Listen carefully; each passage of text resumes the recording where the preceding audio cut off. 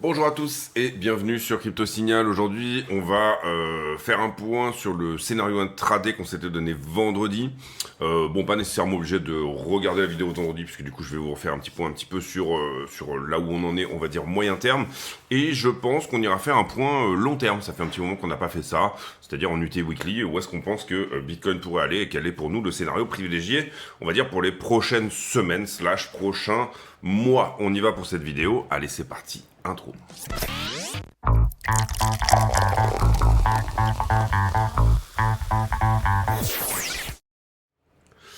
Alors, vendredi, on a dû faire la vidéo, je pense, à peu près par ici. Oui, c'était ça. Et du coup, on disait, bon ok, on a eu cette jolie poussée vers le bas, sachant qu'au départ, le scénario qu'on avait mis en place dans cette correction-là était éventuellement d'aller visiter la zone des 110 à 112, à peu près dans cette zone-là. Personnellement, moi j'ai un ordre à l'achat, je short pas ce mouvement, mais j'ai un ordre à l'achat qui attend pour un long dans cette vallée-là. Au début de la vallée et à la fin de la vallée, voilà, c'est l'attente que j'ai pour avoir un petit scénario sur lequel, en fait, finalement, on revient casser les 123 derrière. Il est possible que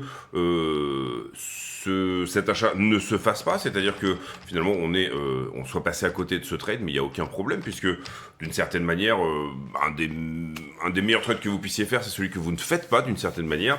J'ai envie de dire que c'est un petit peu comme en musique, la meilleure note que tu peux jouer, c'est celle que tu ne joues pas. Il faut parfois laisser un petit peu de silence, de manière à reprendre de l'air, etc.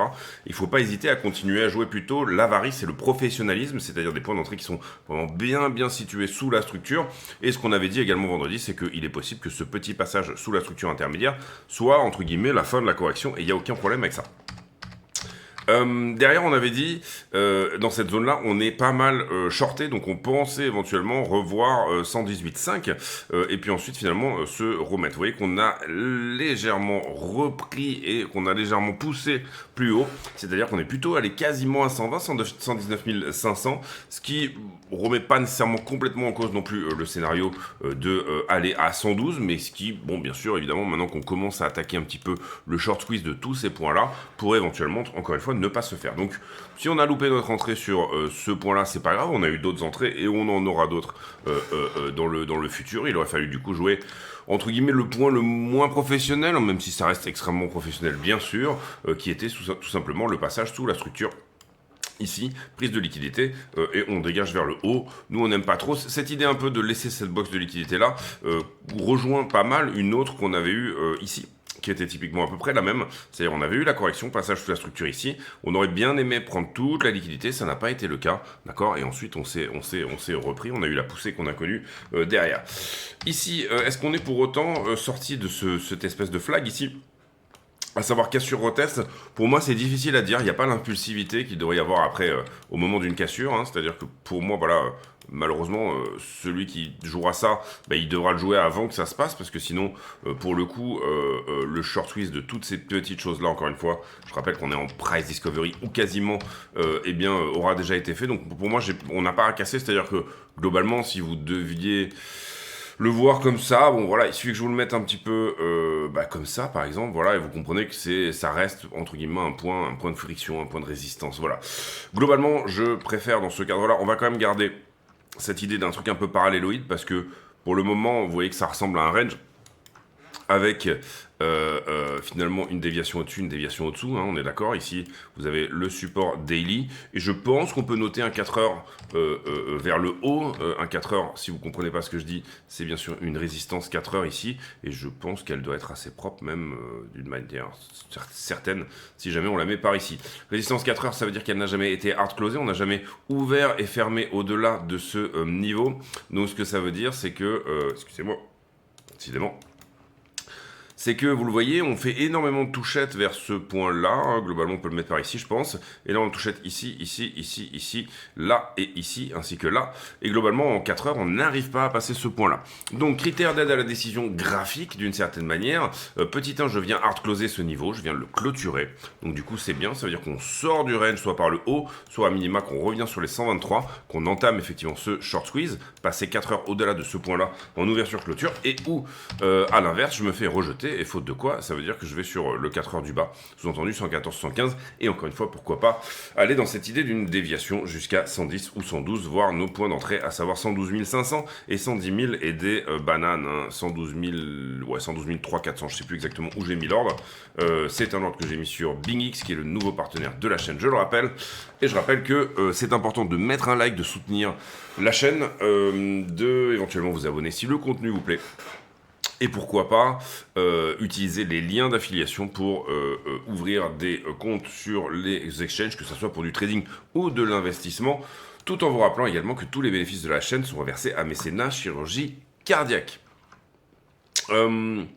Donc voilà un petit peu l'idée. Clôturer au-dessus de ce 4 heures veut dire c'est bon, on dégage vers le haut. Chose importante qu'on a fait, et on en avait déjà parlé vendredi quand même, c'est que d'une certaine manière, on est venu jouer, voire on a dépassé. Alors pour moi, c'est pas confirmé non plus, mais on a quand même bien poussé au-delà du point de contrôle de tout ce range qui se trouvait à 118 000 à peu près.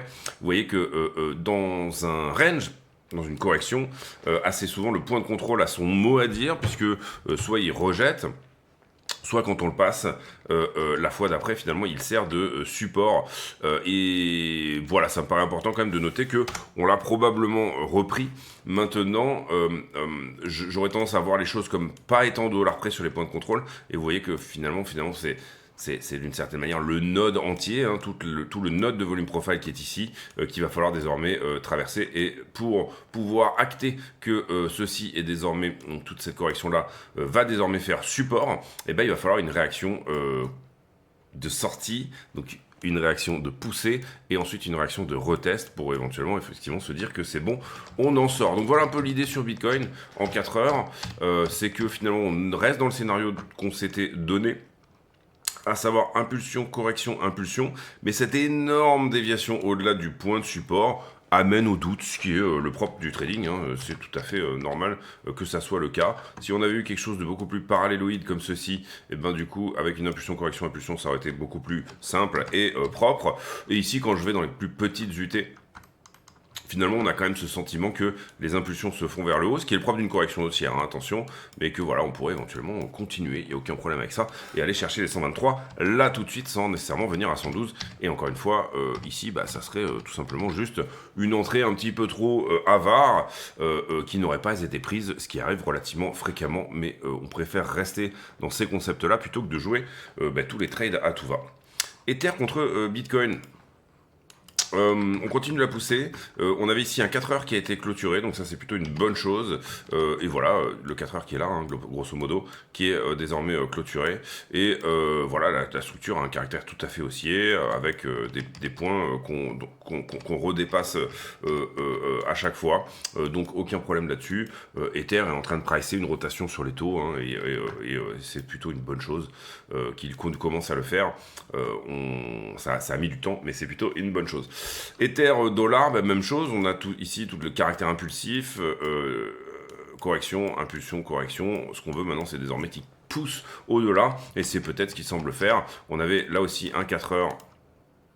On avait un 4 heures qui était là, et on avait un 1 heure qui était là. Désormais, c'est rendez-vous plutôt sur la barre des 4000 pour les prochains.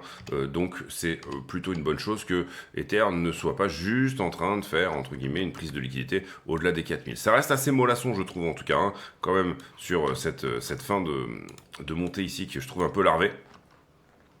Donc on va lui demander d'accélérer dorénavant pour éventuellement nous prouver un petit peu plus de choses. Mais voilà, tout ça je trouve que c'est un petit peu moumou par rapport à toutes ces choses-là où on a effectivement des bougies qui sont jolies. Néanmoins, vous le voyez ici, tout ça, ces prises de liquidité là est en train de, enfin vous le voyez hein, ici, pareil, tête épaule inversée là-dedans. Bref, c'est pas moche pour une continuation sur Ethereum vers le haut, c'est tout ce qu'on lui souhaite puisqu'on a des trades dans ce sens-là.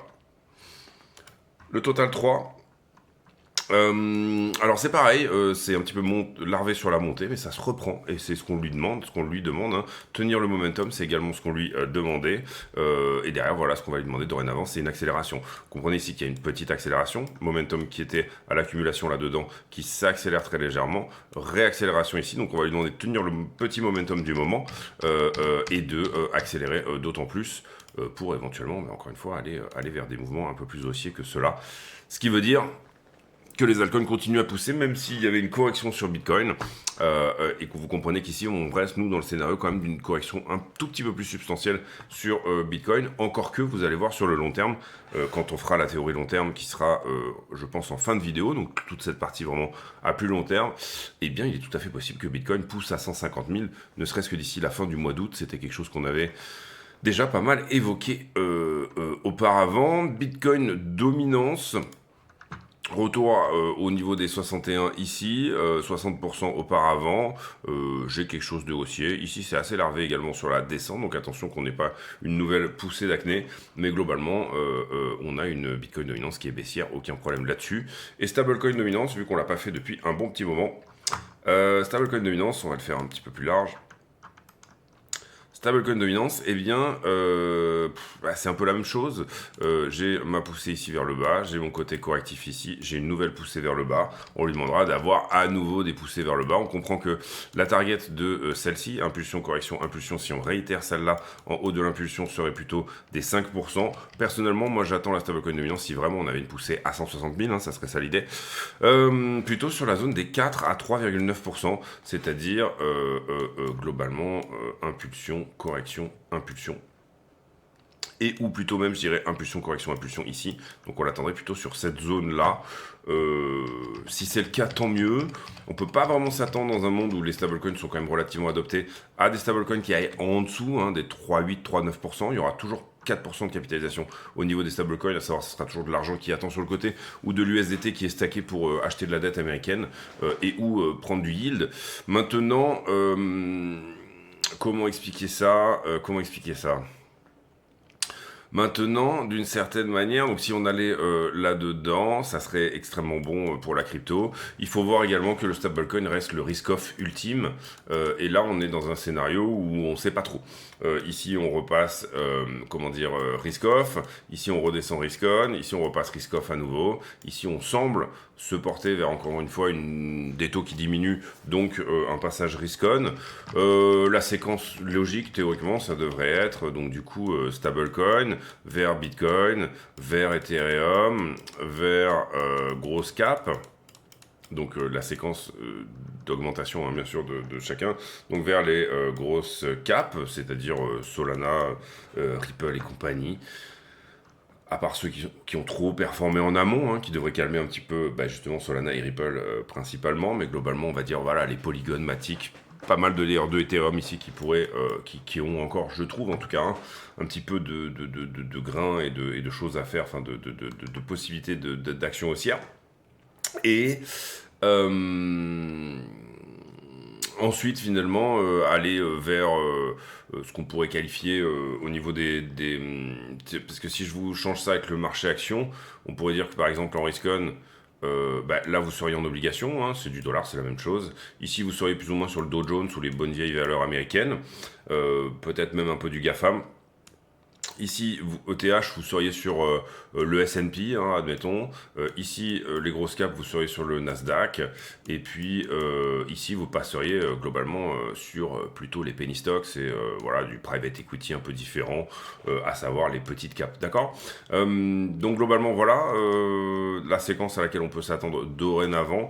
Est-ce que c'est la certitude que ça va se faire comme ça ou autrement? Une des questions, je pense, et là, du coup, je vais faire une petite aparté pour ceux que ça intéresse ou pas, et puisqu'on passe de passage risk-on, d'un passage qui irait vers le risk-on, donc du coup des stablecoins qui rentreraient ici à la maison, à savoir impulsion, correction, impulsion, d'accord, sans nécessairement dire que bien sûr on n'ira pas en dessous de 0 et on n'ira jamais à 0 sur les stablecoins. Il faut savoir que les rendements sur les stablecoins, quand vous diminuez les taux, diminuent d'autant, donc c'est aussi moins intéressant d'être en stablecoin. Troisième chose également, c'est quelque chose que je regardais tout à l'heure, donc autant éventuellement en parler. Ici je vous prends le total 3. On se rajoute effectivement les taux d'intérêt et on se met en weekly, d'accord. D'accord, ici vous avez typiquement la séquence où donc là vous avez les taux d'intérêt de la Fed. On va juste avoir prendre une charte un peu plus propre.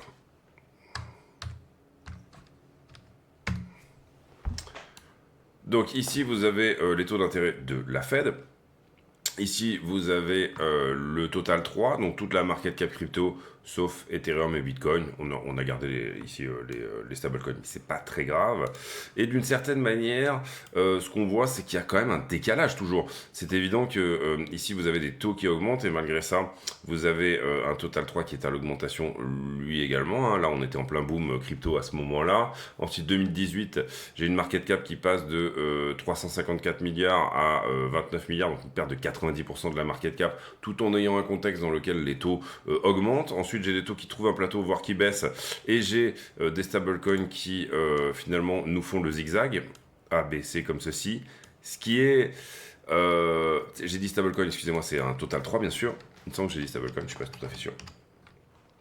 Donc où on a finalement cette séquence un petit peu bizarre où en fait la market cap crypto au niveau des altcoins ne sait pas vraiment ce qu'elle fait. Ensuite on a toute cette séquence où effectivement la market cap augmente énormément alors que les taux sont finalement au plus bas, 0,25. Et puis derrière cette hausse des taux qui bien sûr engendre une diminution des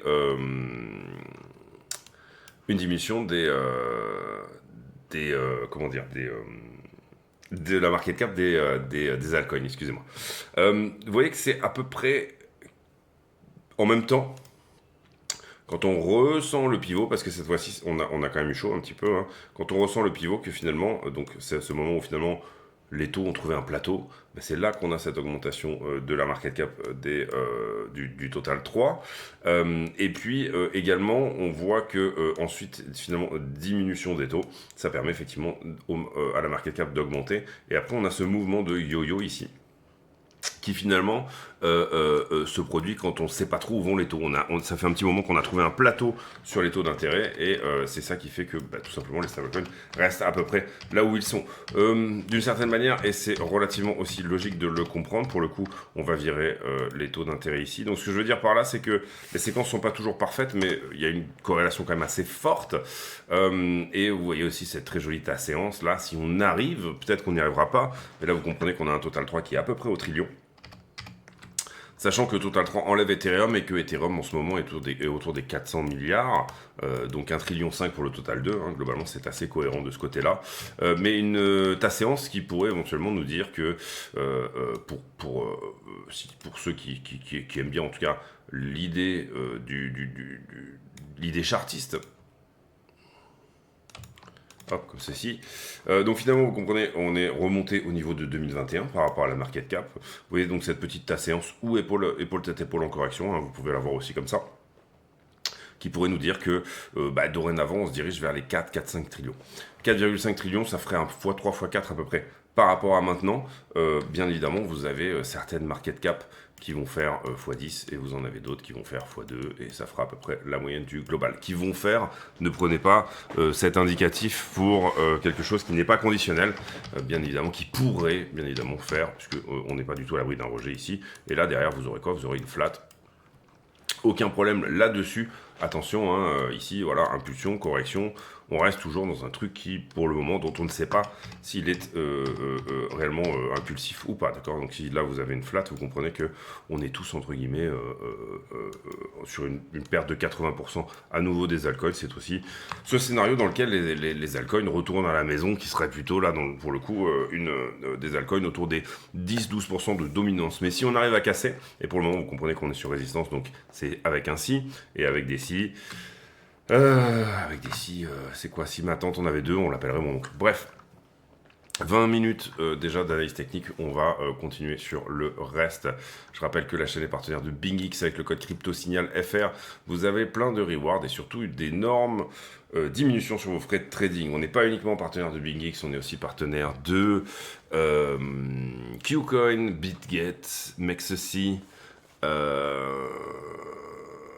ainsi que Bluffin. Je pense que Bybit va revenir dans pas longtemps. C'était partenaire auparavant et puis finalement ils ont fermé leurs portes aux Européens. Désormais ils sont en train de revenir, donc je pense qu'on va renvoyer un petit peu du bois de ce côté-là. J'attends juste que voilà, des contacts un peu plus forcés, etc. Sur le compte X de la chaîne, J'ai pas retweeté grand chose, sauf à dire que Sharplink Gaming, en fait, ce que je voulais montrer par dedans, et je voulais surtout pas oublier d'en parler, c'est que pas mal de sociétés, que ce soit en gaming, que ce soit en tech, etc., commencent à mettre de l'Ethereum dans leur balance sheet, dans leur bilan. Et ça, c'est relativement important. On voit en ce moment des énormes afflux sur l'ETF spot Ethereum. Et je rappelle que ici, d'ailleurs, n'hésitez pas à venir vous abonner sur le Twitter. Et ici, vous le voyez sur le Twitter, vous avez les vidéos sans pub. Hein, pour ceux qui sont sur YouTube et qui en ont marre de regarder les pubs, et ben, ça peut être un moyen. Tout simplement, vous restez abonné sur YouTube du coup. Et ici, j'avais pas vu ça, mais également les Américains qui peuvent faire une donation via PayPal et Venmo pour aider à faire descendre la dette nationale de 36 trillions. Ça peut paraître stupide. Gifts to reduce the public debt. Ça peut paraître stupide. Après, moi, je trouve qu'il n'y a pas de mauvais moyen de réduire la dette. Donc en fait, s'il y a des gens qui veulent donner directement, pourquoi pas, d'accord. Je vois vraiment pas, je vois aucun problème de ce côté-là. Maintenant, c'est effectivement, avec 36 trillions, on va y aller. Si chacun y va de ses 20 $, pourquoi pas. Donc, si vous voulez sauver ce pays en faillite, n'hésitez pas. Un petit peu comme vous pourriez envoyer pour des causes humanitaires. Et bien sûr, je rappelle que tous les bénéfices de la chaîne sont versés à mécénat chirurgie cardiaque qui opère des enfants dans des zones dans lesquelles il n'y a pas les infrastructures, les fait venir en France en famille d'accueil grâce à Aviation Sans Frontières, les fait venir en France et puis ensuite les fait opérer, des enfants qui ont des cardiopathies, donc qui ont des espérances de vie qui sont extrêmement raccourcies ou voire pour certains quasi inexistantes. Ici, on passe sur tout le reste. La seule chose qu'on va dire éventuellement sur nos amis du Wall Street Journal, c'est ce deal entre l'Europe et je crois qu'il y a un autre article un peu plus loin, donc on ira voir ici ce que ça en est, ce que ça dit. Bon, bien évidemment, je pourrais commenter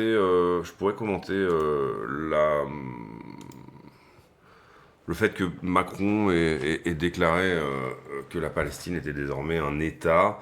Mais moi je pensais que c'était le cas. Il y a 142 pays finalement sur les 200 pays à peu près reconnus par l'ONU qui ont reconnu la Palestine. Je savais pas que la France faisait partie des 40 ou 50 derniers. Voilà, personnellement je trouve que c'est plutôt une bonne chose pour une fois que Macron fait quelque chose de pas trop mal. C'est un petit peu son petit instant Chirac. Hein. Vous vous rappelez du moment où Chirac avait refusé Irak 2. Et c'était le moment où on avait renommé les French fries en Freedom Fries. Et puis également cette séquence de Chirac, Let them go, let them do, do you want me to go back to my plane and go back to France, qui était assez incroyable et qui finalement lui a valu d'être plutôt populaire dans les pays du Moyen-Orient et certains pays d'Afrique, enfin les pays musulmans en tout cas. Je savais pas qu'on n'avait pas reconnu la Palestine personnellement. Donc voilà, comme quoi on en apprend tous les jours. Et voilà, je trouve cette séquence de Macron plutôt courageuse. Pas forcément, le timing n'est pas forcément exceptionnel. Mais bon, Macron n'a pas... Il lui reste que la politique étrangère, hein, donc laissons-lui au moins quand il fait un truc pas trop mal. Et encore une fois, la question ici n'est pas de dire... Est-ce que les attentats d'octobre sont condamnables? Bien sûr qu'ils le sont. Est-ce que la politique qui est faite actuellement à Gaza de ne pas donner de l'eau et à bouffer aux gens qui sont sur place est abominable? Bien sûr qu'elle l'est. Moi, personnellement, je vois les choses un petit peu comme ça. Donc voilà un peu l'idée. Le Genius Act est une erreur selon Elizabeth Warren. Elizabeth Warren a toujours été anti-crypto, donc c'est pas du tout une nouveauté. Ici, on en parlait, mais à peu près 2 milliards d'afflux sur la dernière semaine sur l'ETF Ethereum Spot. Le prix qui réagit très très bien. Ici, les altcoins qui pop alors que Bitcoin commence à décrocher autour des 120 000 $. J'ai pas remarqué que ça popait de fou non plus personnellement, mais bon voilà. Pourquoi pas, stall, popper, non ça n'a pas vraiment popé à mon sens. Ensuite ici, le cofondeur de Solana, Anatoly Yakovenko, qui nous dit que c'est pas génial que Solana soit finalement un coin qui soit autour du, excusez-moi, donc il ne se félicite pas que finalement Solana soit axé autour des mêmes coins, etc. Parfois, vous créez quelque chose et puis la bête vous échappe. C'est comme ça. Sur les tarifs ici de Trump et ici ce deal entre l'Europe et les US à 15% de tarifs qui serait pas très bien équilibré. Alors j'ai des tas de trucs à dire là-dessus, ça restera que des sujets qui sont extrêmement géopolitiques et pas forcément axés autour de la crypto. Mais bon, ce deal est merdique et puis on est vraiment ici. L'Europe est dans une sorte une sorte de tournante en ce moment, hein, au fond d'une cave, et puis tout le monde s'y donne à cœur joie. Voilà, c'est même plus une tournante, c'est un boucaquet à ce stade, c'est un gangbang, quoi. Donc, je vais sûrement me faire striker la vidéo pour utiliser ces mots-là, mais c'est pas tellement grave, puisque de toute façon, la vidéo fait le nombre de vues. Un nombre de vues relativement restreint, donc il n'y a aucun problème avec ça. Maintenant, donc voilà, sincèrement, on n'a pas des politiques en Europe qui sont en train d'essayer de se battre pour le moindre deal qui soit bénéfique pour vous, Européens. On a vraiment des institutions qui sont extrêmement malades. Et puis voilà où on en est, c'est-à-dire on accepte des deals ici, un peu comme les Japonais, quoi. On est en train de se faire enfler sur toute la ligne. Et puis les Japonais ils sont pris de bombes, hein, quand même, à un moment donné. Peut-être qu'à un moment donné, il serait temps de dire tout simplement, à la fois sur la partie Biden, à savoir Ukraine et compagnie, mais également à l'homme orange, hein, donc Donald Trump, bah, tout simplement d'aller se faire foutre, hein, et puis d'avoir notre moment Freedom Fries égale French Fries, etc. Mais voilà, à un moment donné, de leur dire, bah écoutez, les gars, vous voulez pas acheter nos Volkswagen, bah, votre Coca-Cola et vos autres trucs divers. Alors ça serait bien évidemment une dizaine d'années extrêmement difficiles, parce qu'on n'aurait plus la finance américaine, hein, qui pèse énormément bah, pour finalement venir pousser nos entreprises. Mais au bout d'un moment, je pense, regardez finalement comment ça se passe au niveau des sanctions pour la Russie. Au bout d'un moment, je pense qu'on arriverait nous aussi à réindustrialiser. Ici, voilà, on va être encore une fois, encore une fois dans un. Vraiment, ça me fait penser à une tournante, moi, personnellement, et personne ne nous respecte, et personne ne dit rien, et puis nous, finalement, on se retrouve à payer pour le reste. Voilà, ça reste vraiment ici l'idée, en tout cas. Donc, très mauvais deal, hein, et 15%, c'est vraiment nul. Donc, voilà, ces gens-là qui nous dirigent sont vraiment des quiches. Ensuite, calendrier économique, on en a suffisamment parlé dernièrement pour dire que le FOMC, c'est dans 2 jours, a priori.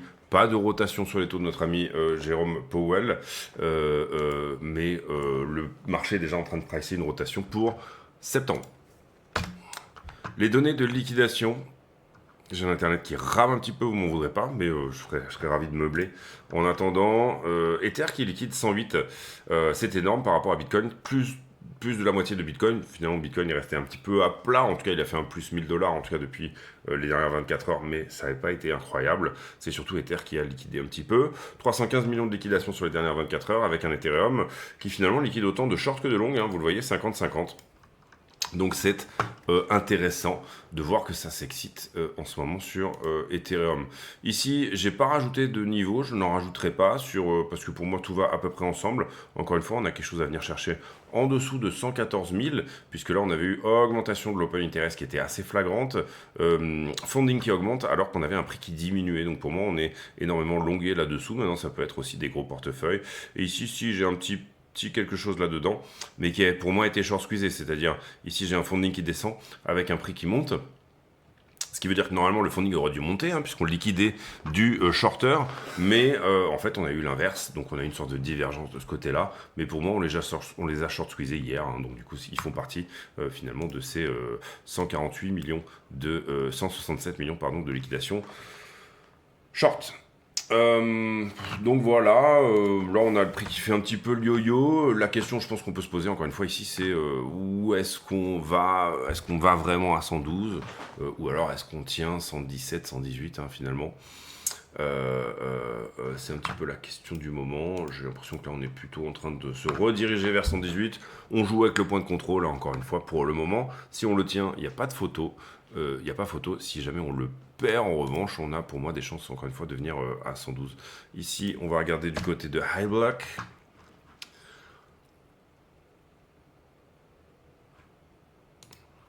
On voit qu'on est venu faire un bisou à la zone weekly en heatmap, mais sans pour autant la prendre, ce qui aurait été un short squeeze du coup jusqu'à 123.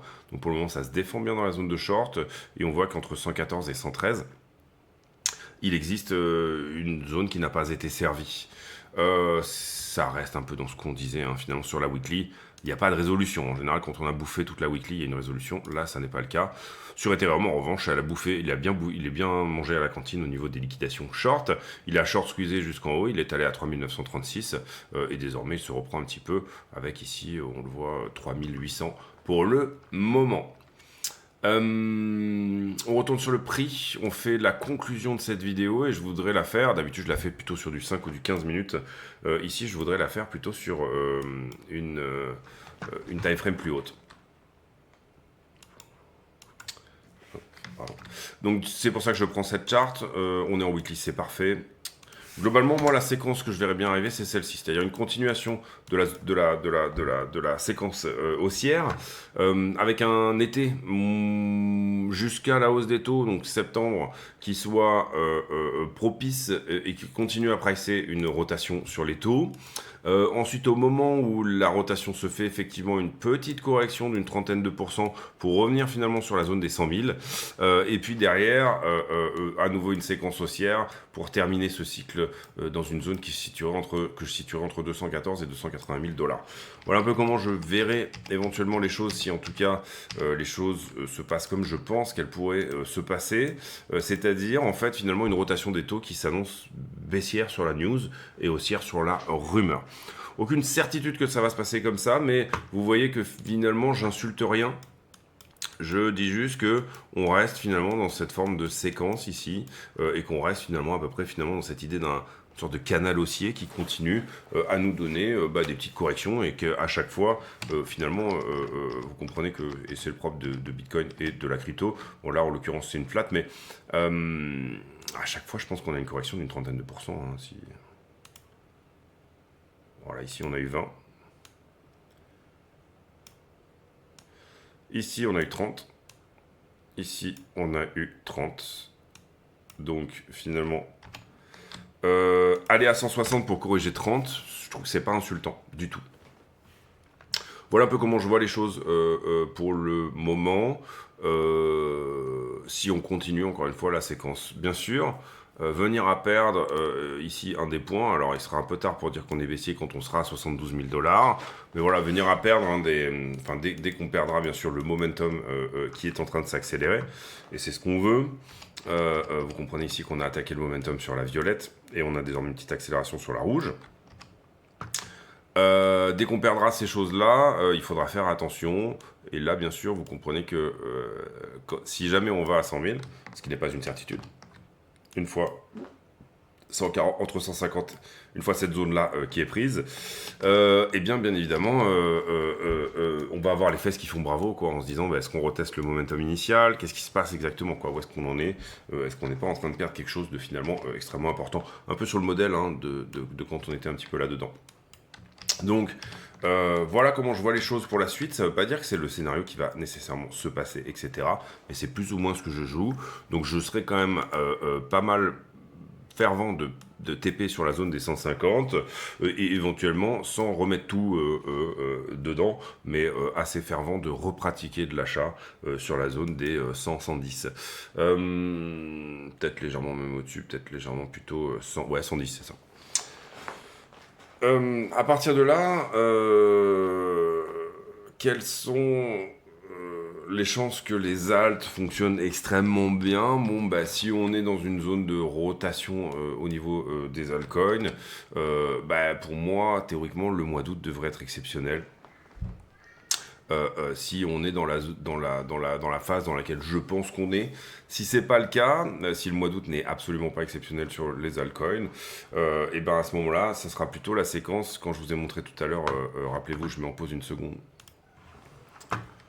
D'accord, le risque dans ce cadre-là, c'est finalement un moment économique, entre guillemets, qui se dégrade, à savoir que malgré une baisse des taux, j'ai également une baisse des altcoins ici. Hein. Ça sera un petit peu ce qui se passait en 2019, jusqu'en mars 2020, le moment où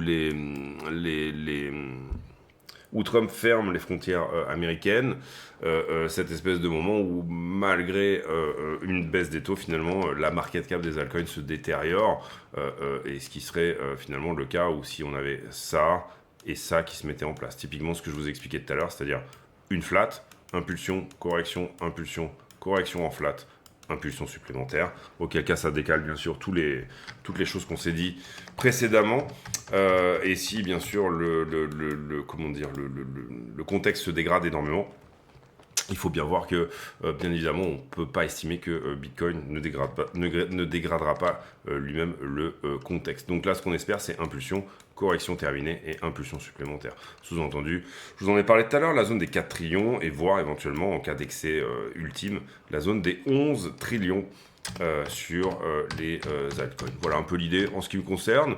Attention, mettez pas tous vos œufs dans le même panier. Soyez encore une fois pragmatique, mais également ne loupez pas les mouvements quand ils peuvent éventuellement se mettre en place. Prenez vos profits, respectez la hausse et ne réengagez pas si vous prenez des profits substantiels, ne les réengagez pas sur la crypto. En tout cas, moi c'est comme ça que je fonctionne, plutôt tendance à aller les mettre ailleurs que dans la crypto, et puis ensuite je réalloue à la crypto. Voilà les amis, j'espère que cette vidéo vous a plu, j'espère que tout ce contenu vous plaît. On a fait finalement un point en disant, pour moi, j'évacue pas 112 pour autant, et puis on a donné nos objectifs sur ce run, avec une temporalité et avec la grosse correction du milieu, celle à laquelle on pourrait éventuellement s'attendre. Encore une fois, j'espère que vous avez votre propre scénario, que vous n'êtes pas en train de copier le mien, tout simplement. Ici, l'idée, et je vois pas mal de gens qui disent « Ouais, c'est un peu long tes vidéos, etc. » Si je vous donnais juste mes scénarios sans vous expliquer pourquoi je vous les donne, à ce moment-là, ça serait bien sûr beaucoup plus court, mais aussi beaucoup moins intéressant. Donc du coup, je vois pas trop l'intérêt de le faire. Je préfère ici, encore une fois, me dire que il n'y a pas de meilleur don que la connaissance. Il n'y a pas de meilleur don que la manière de faire quelque chose, plutôt que c'est comme si je vous faisais un cours de maths et que je vous donnais la solution, et même si je me prends absolument pas pour un professeur à aucun moment que ce soit, mais en tout cas, voilà, si je vous donne la solution, personne ne va rien comprendre, et pour le coup, ça ne sera que, en l'occurrence, principalement en trading, ma solution à moi. Je vous invite vraiment à avoir la vôtre. On se retrouve demain pour une nouvelle vidéo. D'ici là, portez-vous bien. J'ai pour habitude en fin de vidéo de poser une question à la con, c'est-à-dire une question qui n'a rien à voir avec le prix du Bitcoin, mais qui nous permet de converser de choses et d'autres. En l'occurrence, aujourd'hui, la question du jour sera autour de... quelles sont les choses... y a un truc sur lequel, par exemple, moi je suis prêt à dépenser vraiment énormément d'argent au supermarché, mais il faut que ça soit bien. Il y a des gens, par exemple, je sais pas, ça peut être l'huile d'olive, ça peut être ceci, cela. Moi, personnellement, c'est le PQ. J'aime bien avoir du bon triple épaisseur, le truc vraiment limite. Tu pourrais prendre ton enfant et le sécher comme une serviette de bain un peu, le sécher en sortant de la piscine, juste avec du PQ comme ça. Donc voilà, c'est un truc sur lequel moi je suis prêt à vraiment mettre le pognon. Donc donnez-moi un produit de première nécessité ou un produit entre guillemets de consommation courante sur lequel vous, personnellement, vous êtes prêt à mettre l'argent pour avoir un truc correct. On se retrouve demain pour une nouvelle vidéo. D'ici là, portez-vous bien. C'est une question à la con, hein, c'est le principe. À très bientôt. Ciao, ciao.